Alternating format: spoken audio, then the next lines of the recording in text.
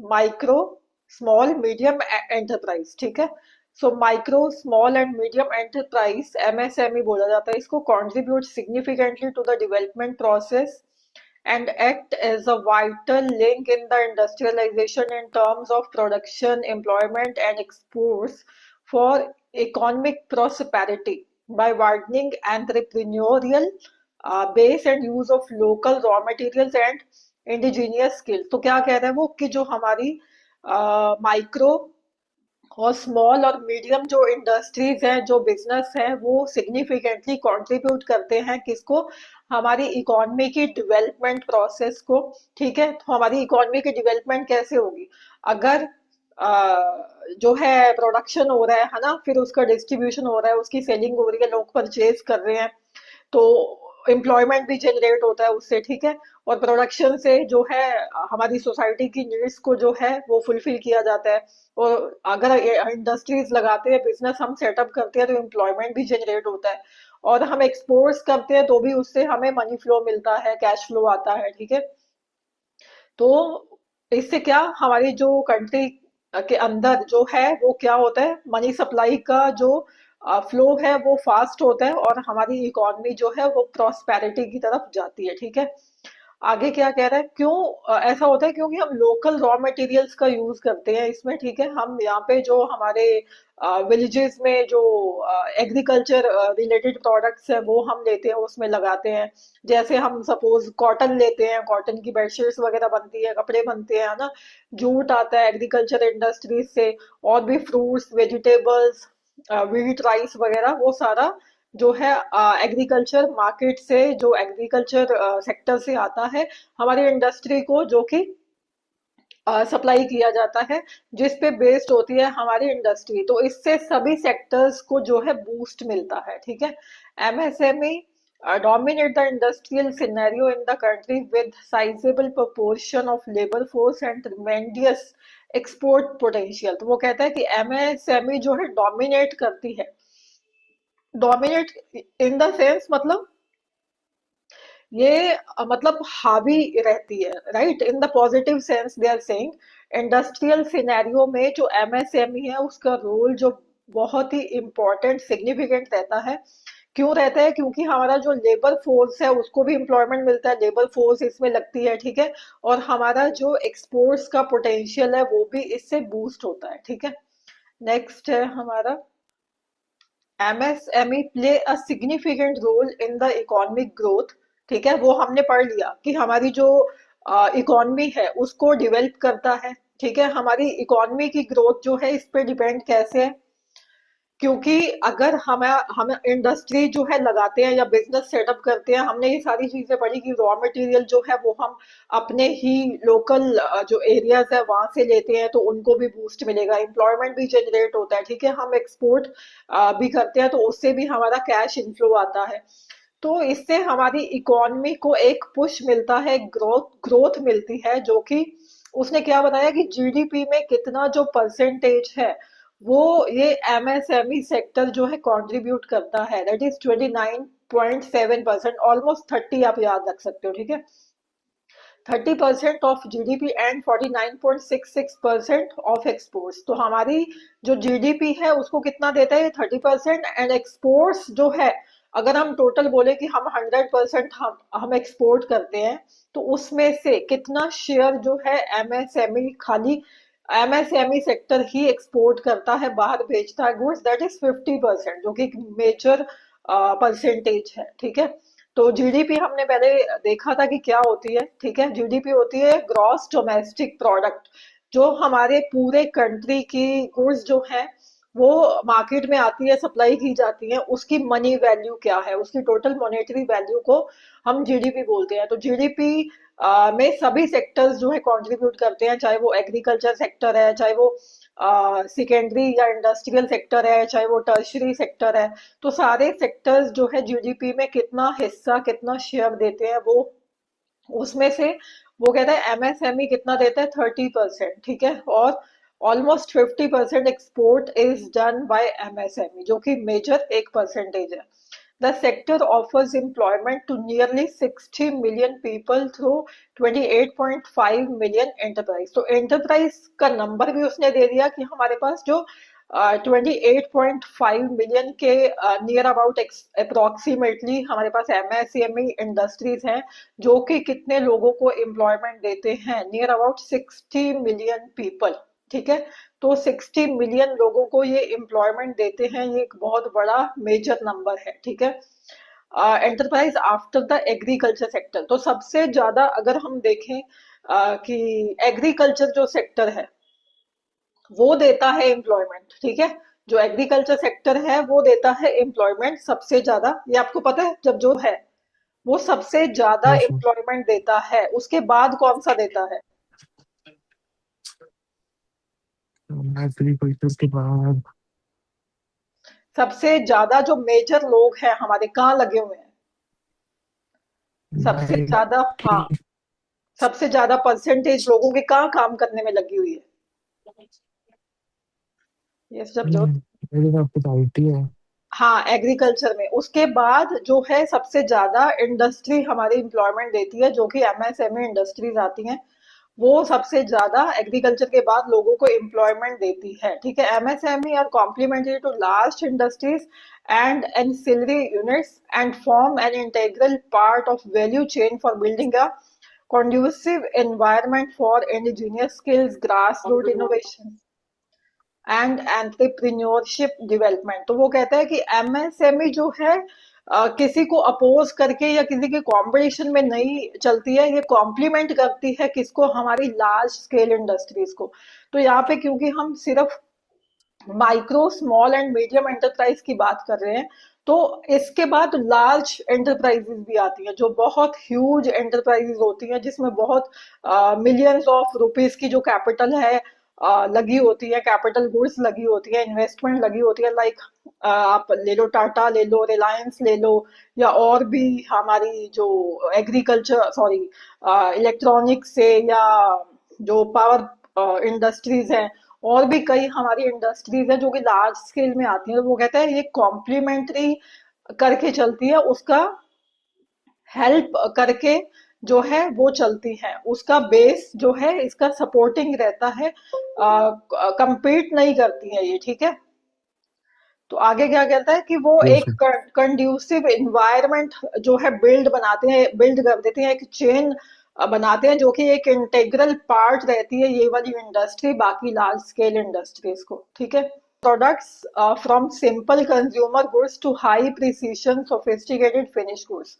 तो वो कहता है सिंपल जो कंज्यूमर गुड्स से लेके जो हायर लेवल की जो चीजें हैं, जो गुड्स है, वो भी ये बनाते हैं। Recognising the potential of this sector for the national development, this segment of industry is encouraged in both in pre-reform and post-reform period for fulfilling the objective of self-reliance and rural industrialization। तो वो कहते हैं कि इस industry का जो potential है वो रिकग्नाइज किया गया कब, प्री जो रिफॉर्म पीरियड था हमारा उसमें भी, पोस्ट रिफॉर्म पीरियड में। ये रिफॉर्म हमारे कब हुए थे, ये हमने पहले भी डिस्कस किया था कि न्यू इकोनॉमिक पॉलिसी आई थी जिसको नेप बोला जाता था 1991 में, या उसको हम एलपीजी भी बोलते थे। लिबरलाइजेशन, प्राइवेटाइजेशन, ग्लोबलाइजेशन 1991 में हुआ था, वो प्री रिफॉर्म पीरियड हो जाता है। पोस्ट रिफॉर्म पीरियड 1991 के बाद आता है। तो इस जो इंडस्ट्री का, इस सेक्टर का जो पोटेंशियल है वो कहते हैं वो रिकग्नाइज किया गया, किसके द्वारा, किसके थ्रू, कि हमारी नेशनल डेवलपमेंट जो है उसमें एक मेजर पार्ट जो है रोल प्ले करती है हमारी एमएसएमई। ठीक है, आगे है हाँ, objective of self reliance and rural industrialisation. Self reliance क्या था, पहले क्या करते थे, हम इंपोर्ट करते थे काफी चीजों का। ठीक है, हमारे पास ना फूड ग्रेन्स भी नहीं होते थे।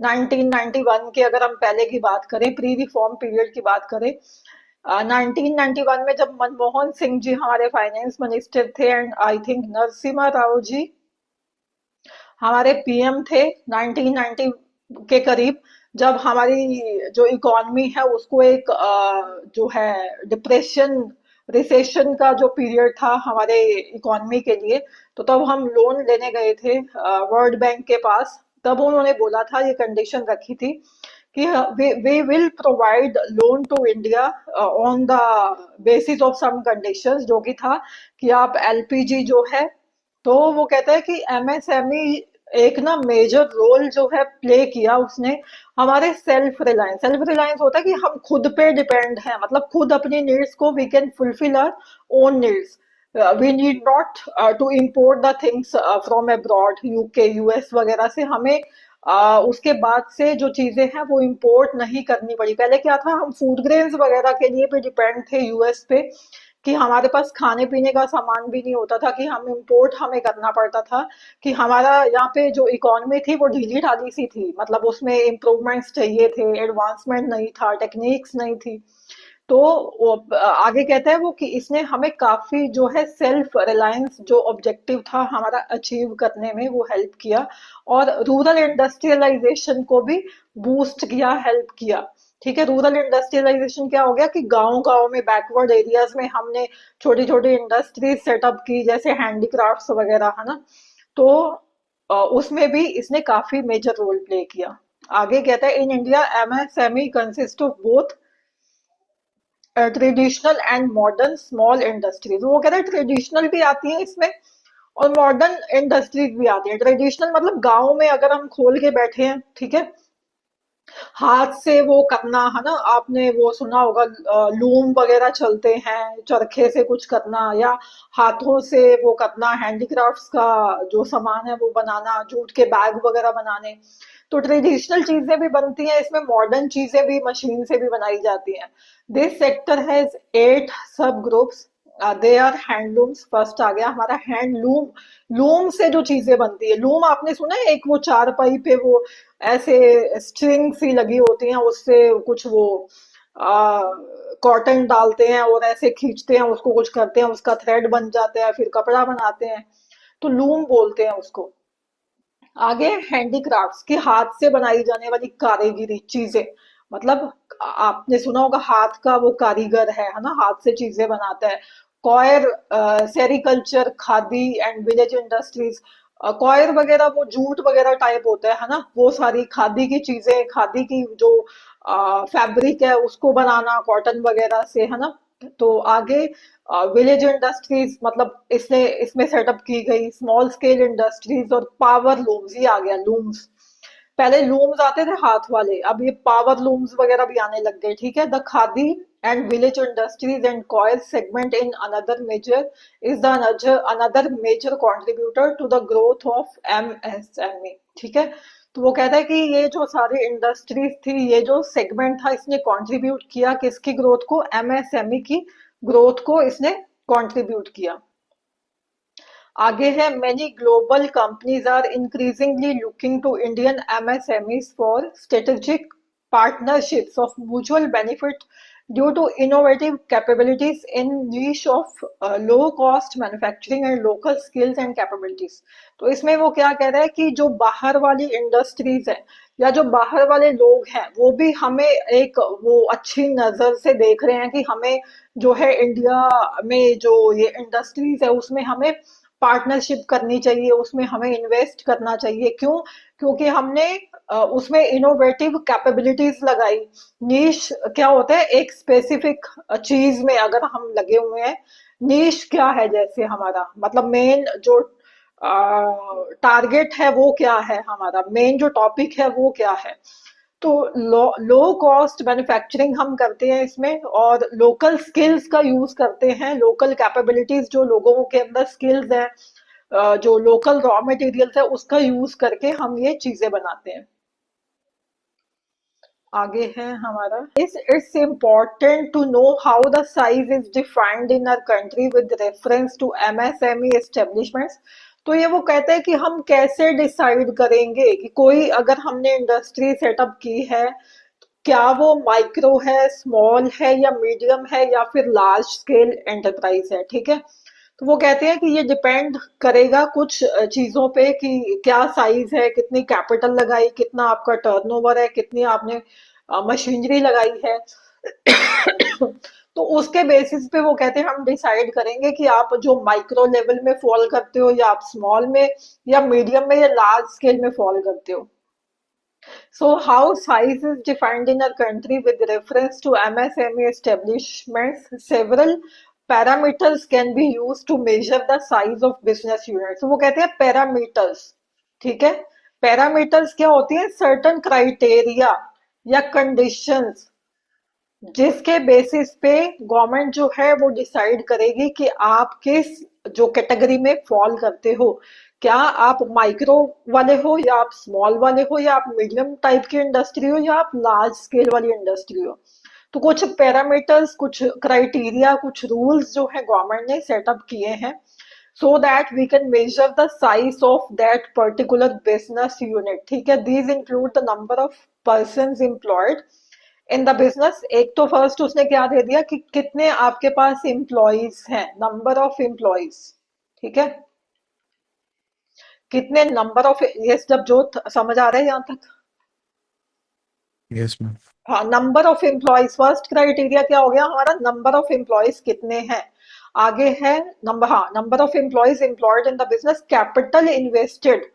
सेकंड जो क्राइटेरिया है वो चेक करेगी गवर्नमेंट कि कैपिटल जो है आपने वो कितनी इन्वेस्ट की है, ठीक है, कैपिटल इन्वेस्टेड, कैपिटल कितनी इन्वेस्ट की है, कितनी, सपोज 5 करोड़ लगाया है, 10 करोड़ लगाया है, 50 करोड़ लगाया है, आपने कितना पैसा लगाया है, तो कैपिटल इन्वेस्टेड। फर्स्ट है नंबर ऑफ एम्प्लॉयज, सेकंड है कैपिटल एम्प्लॉयड, थर्ड आ जाता है हमारा turnover of the business. Turnover क्या है ये सब जोत, टर्नओवर क्या होता है? टर्नओवर जैसे कंपनी जो पैसे, टर्नओवर टर्न, वही होता है जैसे कंपनी की जितनी टोटल वैल्यू होती है सेल्स के हिसाब से। हाँ, सेल्स होती है। टर्नओवर क्या होता है? सेल्स, ठीक है, कि कितनी आप वही तो। ईयरली एनुअली आप कितने करोड़ का सेल कर रही हो, ठीक है, तो वो होती है टर्नओवर। तो तीन चीजें इसने मेन हमें बताई। एक तो नंबर ऑफ एम्प्लॉयज हमारे पास कितने लगे हुए हैं, ठीक है, एक कैपिटल आपने कितना इन्वेस्ट किया है, तो 5 करोड़ किया है तो आप अलग कैटेगरी में आओगे, 10 किया है तो आप अलग में आओगे, 50 करोड़ आपने लगाए हैं तो आप अलग में आओगे। नेक्स्ट है आपकी टर्नओवर कितनी है, आपकी सेल्स कितनी है। तो इन तीनों चीजों पे वो कहता है डिपेंड करता है। आगे, the definition used by the government of India to describe MSME is based on the investment in the plant and machinery and turnover. Investment in the plant and machinery same हो गया capital, ठीक है, कि हमने कितना जो है plant and machinery में इन्वेस्ट किया है मेनली, ठीक है, रॉ मटेरियल वगैरह भी वैसे तो हम जो है वो उस पे भी खर्चा करते हैं, हम सैलरीज वगैरह देते हैं उस पे भी खर्चा करते हैं, बट मेनली वो कहता है कि प्लांट एंड मशीनरी पे आपने कितना इन्वेस्ट किया है, कितने करोड़ की आपने प्लांट और मशीनरी अपने बिजनेस में लगाए हैं। तो वो, अगर हम एक पेन्स बनाने वाली इंडस्ट्री की बात करें तो उसने तो छोटा सा ही वो प्लांट वगैरह लगाया होगा, है ना, ज्यादा बड़ा नहीं लगाया होगा। तो अगर हम एक फोन बनाने वाली कंपनी की बात करें, सपोज हम एप्पल की बात करें, तो उनका बहुत बड़ा प्लांट होगा, ठीक है। और थर्डली अगर हम जैसे हुंडई वगैरह है या कार्स वगैरह है, उनका अगर हम प्लांट देखेंगे तो बहुत बड़ा लार्ज स्केल में आ जाएगा, ठीक है। तो वो देखते हैं कि कितने जो है अमाउंट का, जो कैपिटल का अपने प्लांट एंड मशीनरी पे इन्वेस्ट किया है अपने business में। This measure seeks to keep in view the socio-economic environment in India, where capital is scarce and labor is abundant। तो वो कहता है कि ये मेजर जो है वो हमें अपनी सोशो मतलब जो सोसाइटी या सोशल जो हमारा इन्वायरमेंट है और इकोनॉमिक इन्वायरमेंट जो है उसको ध्यान में रखते हुए ये गवर्नमेंट ने जो मेजर्स है ये रखे हैं कि कितने का आपने कैपिटल लगाई है, कितनी आपने वो नंबर ऑफ लेबर जो है वो हायर किया है ना। तो वो कहता है कि ये उस कंट्री के लिए जरूरी है ये मेजर्स रखने, ये पैरामीटर्स रखने, जहां पे कैपिटल स्केयर्स है। कैपिटल स्केयर्स मतलब आपने सुना है स्कैरसिटी ऑफ कैपिटल क्या होती है? स्कैरसिटी होती है मतलब कमी होना, लिमिटेड रिसोर्सेज, ठीक है, लिमिटेड रिसोर्सेज, ठीक है। तो लिमिटेड रिसोर्सेज है हमारे पास, कैपिटल, सपोज आप अपनी बात करो या किसी एक नॉर्मल स्टूडेंट की अगर हम बात करें, ठीक है, तो उसको सपोज पॉकेट मनी मिलता है मंथ का 500, ठीक है, 500 ही उसको मिलता है मंथली। बट उसकी जो नीड्स है वो अनलिमिटेड है, उसको दोस्तों के साथ मूवी भी देखने जाना है, पार्टी भी करनी है, पिज्जा भी खाना है, अपना स्टेशनरी का सामान सपोज लेना है, अपना कोई गैजेट जो है वो खरीदना है, या अपनी कोई शॉपिंग करनी है। तो वो पेरेंट्स ने बोला हुआ है कि आप इसी में से करोगे जो आपको करना है। तो मेरे पास पैसे तो कम है, मेरे पास पैसे तो सपोज 500 है या 5000 है, बट मेरी जो डिमांड्स है, मेरी जो नीड्स है, ठीक है, वो अनलिमिटेड है। तो इसे हम इकोनॉमिक्स में पढ़ते हैं कि how do we fulfil our unlimited जो डिजायर्स हैं, उसको लिमिटेड रिसोर्सेज में हम कैसे पूरा हमें करना है। तो हमें वहां पे चॉइस करनी पड़ती है, ठीक है, कि मेरे को अभी चूज करना पड़ेगा कि आज मेरे को जो है अपनी नोटबुक लेनी है, वो जरूरी है, वो मैं ले लूं, अपनी शॉपिंग जो है मैं नेक्स्ट मंथ कर लूं, या मूवी मेरे को देखने जाना है, मैं 10 दिन बाद या अगले मंथ चली जाऊं देखने। तो वो होता है आपका कि आपके पास जो रिसोर्सेज हैं वो स्केर्स हैं, वो कम है, and labour is abundant. Labour हमारे कंट्री में बहुत पाई जाती है, ठीक है। लेबर के लिए आप देखोगे कि लोग लाइन लगा के मतलब खड़े हुए हैं। एक तो पॉपुलेशन इतनी है, एक जो है लोग इतने कुछ पढ़े लिखे नहीं है ना, क्वालिफाइड नहीं है। तो वो काम उनको ढूंढना पड़ता है। तो लेबर तो हमारे पास खूब है, हाँ स्किल भी है हमारे पास, ये नहीं कि स्किल्ड लेबर नहीं है। तो लेबर जो है हमारे पास काफी अबंडेंट है, और जो कैपिटल है वो कम है।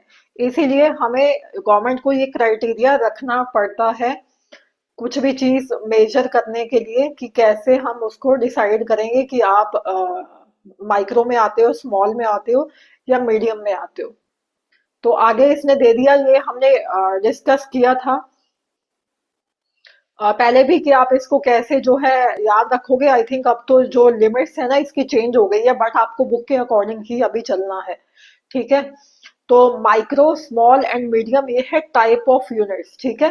हमने अभी क्या पढ़ रहे हैं, MSME, ठीक है, माइक्रो स्मॉल मीडियम एंटरप्राइज। तो माइक्रो में investment in plant and machinery, हमें मेन दो चीजें यहाँ पे, हम ना नंबर ऑफ एम्प्लॉयज नहीं देख रहे, हमारी मेन इंपॉर्टेंट दो चीजें हैं जिसपे कि गवर्नमेंट का फोकस है, ठीक है। तो एक तो इन्वेस्ट कितना किया हमने प्लांट एंड मशीनरी में, ठीक है, प्लांट एंड मशीनरी में हमने कितना इन्वेस्ट किया, और टर्नओवर कितनी है हमारी। टर्नओवर मतलब हमारी सेल्स कितनी है, ठीक है। तो इन्वेस्टमेंट अगर हमने प्लांट एंड मशीनरी में 1 करोड़ किया है, ठीक है, और टर्नओवर मेरी 5 करोड़ से नीचे नीचे है, ठीक है, आ 1 करोड़ मैंने मशीनरी में इन्वेस्ट किया है, और मेरी जो सेल्स है वो 5 करोड़ से नीचे नीचे है, तो मैं किस में आऊंगी, माइक्रो लेवल में, ठीक है। स्मॉल में मैं कब आऊंगी, अगर मैंने 10 करोड़ लगाए हैं और मेरी टर्नओवर 50 करोड़ है। और मीडियम में मैं कब आती हूँ, जब मेरी इन्वेस्टमेंट 50 करोड़ की है, और मेरा 250 करोड़ से नीचे नीचे या उसके इक्वल जो है टर्नओवर है। तो ये हमने देखा था कि याद कैसे रखेंगे इसको, ठीक है। तो आप स्टार्ट करोगे माइक्रो से, then small, then medium. Investment in plant and machinery का फर्स्ट जो कॉलम है, आपको 1 करोड़ तो याद रखना है। You have to keep in mind कि 1 करोड़ अगर मैंने इन्वेस्ट कर रखा है अपना प्लांट एंड मशीनरी में, तो मैं माइक्रो लेवल में आती हूँ, ठीक है। एक का आप 10 गुना कर दोगे स्मॉल के लिए, 1 into 10 कितना, 10 करोड़, ठीक है। तो 10 करोड़ इंटू आगे कर देना आपने 5 गुना, ठीक है, 5 टाइम्स। 10 into 5, 50। तो पहले 1 करोड़, फिर उसका 10 गुना आप कर दोगे, जो कि स्मॉल के लिए प्लांट एंड मशीनरी का इन्वेस्टमेंट आ जाएगा, ठीक है। और 10 into 5, 5 टाइम्स आप कर दोगे, जो कि 50 करोड़ आपका आ जाएगा मीडियम के लिए, ठीक है। ऐसे ही हमने ये भी ध्यान दिया था, इसको भी कैसे करना है। टर्नओवर ये तो 1 करोड़ और 5 करोड़ आपको याद रखना है, ठीक है, फर्स्ट वाला माइक्रो वाला। आगे स्मॉल का, इसका क्या करोगे आप, अगेन इसको 10 टाइम्स कर दोगे। यहाँ भी हमने 10 ही किया था ना, यहाँ भी 10 टाइम्स कर दोगे, 50 करोड़ आ जाता है आपका टर्नओवर, ठीक है। और फिर इसका क्या किया, यहाँ हमने 10 टाइम्स किया, ठीक है, 5 into 10, 50, 10 टाइम्स। यहाँ हमने 5 टाइम्स यहाँ किया था ना, यहाँ भी 5 टाइम्स करना है, ठीक है। तो 50 into 5, 250, ठीक है। तो ये आप ऐसे याद रखोगे, 1 करोड़ और 5 करोड़ तो आपको फर्स्ट वाला तो याद रखना है, ठीक है। उसके बाद हमने क्या करना yes. है, यहाँ पे 10 टाइम्स और यहाँ पे 10 टाइम्स, फिर 5 टाइम्स इसका और फिर इसका 5 टाइम्स, ठीक है। तो आगे वो क्या कह रहे हैं, percentage share of MSME in micro जो है कितना है अगर हमारा टोटल, तो जो माइक्रो है वो कितनी इंडस्ट्रीज है, कितना परसेंटेज है, 99.4% तो माइक्रो ही है, ठीक है। माइक्रो का परसेंटेज कितना है, 99% इंडस्ट्रीज जो है हमारी माइक्रो एंटरप्राइज है। और आगे स्मॉल 0.52%, ठीक है, और मीडियम कितनी है, 0.1% ओनली। तो ये टोटल हो जाता है आपका मिला के 100%, ठीक है। आगे वो कह रहे हैं, तो ये आपको ध्यान देना कि कितना शेयर जो है माइक्रो का है, कितना स्मॉल का है, कितना मीडियम का है। 99.4% जो है माइक्रो है, स्मॉल कितनी है 0.52%, मीडियम कितनी है 0.1%। आगे the emergence of large service sector has necessitated the government to include other enterprise covering both small scale industries, SSI बोलते हैं इसको, small scale industry sector and related service entities under the same umbrella। तो वो कहते हैं कि emergence of large service sector, मतलब हमारा सर्विस सेक्टर इतना जो है वो वाइडन होता जा रहा है, उसने क्या किया, नेसेसिटेट किया गवर्नमेंट को, ये जरूरत जो है महसूस करवाई गवर्नमेंट को कि किसको इसमें सेम सेम अम्ब्रेला मतलब सेम कंडीशंस के अंडर रखो, किसको, एसएसआई सेक्टर को, स्मॉल स्केल इंडस्ट्री के सेक्टर को भी रखो, रिलेटेड सर्विस एंटिटी मतलब जो सर्विसेज देती हैं, जो गुड्स नहीं बनाती, उनको भी सेम कंडीशंस के अंडर रखो। Expansion of the small enterprise was taking place growing into medium enterprise was taking place growing into medium enterprise, and they were required to adopt higher levels of technologies in order to remain competitive in the fast globalizing world। तो वो कहता है कि expansion जो है वो होता जा रहा है किसका, स्मॉल स्केल जो इंडस्ट्रीज है वो मीडियम में आती जा रही है, क्यों, क्योंकि उनको टेक्नोलॉजी जो है वो आज हायर चाहिए। तो हायर टेक्नोलॉजी अगर लानी है हमें तो और इन्वेस्ट करना पड़ेगा प्लांट एंड मशीनरी पे, ठीक है, उससे हमारी और जो टर्नओवर है वो भी इंक्रीज होगी।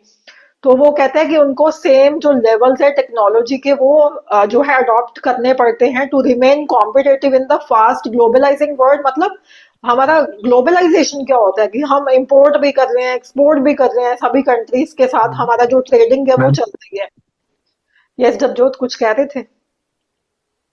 मैम मैं कह रहा था जैसे कईयों के पास कोई बिजनेस के पास ना पैसे हो, जैसे नई मशीन वगैरह, मतलब अप टू डेट रहने का, तो फिर उसका क्या होगा? तो लोन लो आप, फिर लोन लेंगे ना हम, ओके। ठीक है। गवर्नमेंट भी हेल्प करती है, कुछ ग्रांट्स वगैरह देती है आपको, अगर आप गवर्नमेंट के कहने से कुछ रूल्स जो है फॉलो करके चलते हो तो गवर्नमेंट भी इनको जो है ग्रांट देती है। जेड स्पेशल इकोनॉमिक जोन्स में अगर आप अपना बिजनेस जो है सेटअप करते हो, स्पेशल इकोनॉमिक जोन्स होते हैं बैकवर्ड एरियाज वगैरह, गवर्नमेंट ने वो लिस्ट जो है वो इशू कर रखी है सबको कि ये जो है हमारा स्पेशल इकोनॉमिक जोन है, ये भी हमारा स्पेशल इकोनॉमिक जोन है। तो अगर आप ना कुछ भी सिटी में जाओ, जैसे आप दिल्ली में आओ, तो कुछ एरियाज ऐसे हैं जहाँ पे गवर्नमेंट ने वो कर रखा है उनको लिस्ट कि ये जो है ऐसी जेड कैटेगरी में आता है। तो अगर आप यहाँ पे अपना इंडस्ट्री वगैरह सेटअप करते हो तो आपको कुछ रिलीफ मिलेंगे, आपको कुछ जो है सब्सिडीज दी जाएंगी, आपसे जो टैक्स है वो कम लिया जाएगा, आपको जो लाइट है वो कम रेट्स पे मिल जाएगी। तो ऐसी कुछ जो है फैसिलिटीज गवर्नमेंट की तरफ से मिलती है। और अगर हमारे पास कुछ पैसे तो हैं और कुछ अगर हम खोलना चाहते हैं तो उस वो हम लोन जो है वो ले सकते हैं, ठीक है, बैंक से वो लोन मिल जाता है। आगे क्या कह रहे हैं कि thus it was necessary to address such enterprise concerns of such enterprise as micro, small and medium, provide them with a single legal framework। तो वो कहता है कि thus it was necessary to address the concerns of such enterprise।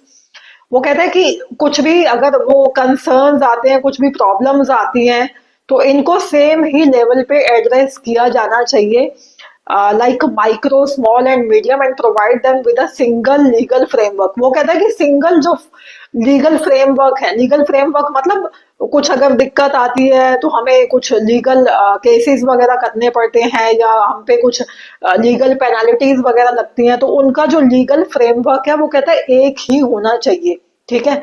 आगे the MSMED act 2006 came into force with effect from October 2006। तो एक जो है एक्ट गवर्नमेंट ने पास किया फिर, ठीक है, the micro small and medium enterprise development act. तो डी से क्या है, एमएसएमई तो पढ़ ही रहे हैं हम, micro small medium enterprise. D से क्या आ गया, डेवलपमेंट एक्ट, जो कि आया 2006 में। गवर्नमेंट ने इसको जो है अडॉप्ट किया, इसको निकाला अक्टूबर 2006 में। The micro small and medium enterprise development act 2006 addressed these issues relating to its definition, credit, marketing and technology upgradation. तो वो कहता है कि इसमें सारी चीजों को जो मतलब लोगों की कंसर्न्स आती हैं, लोगों की प्रॉब्लम्स आती हैं, उनको एड्रेस किया जाता है, उनको सॉर्ट आउट किया जाता है इस एक्ट के अंदर।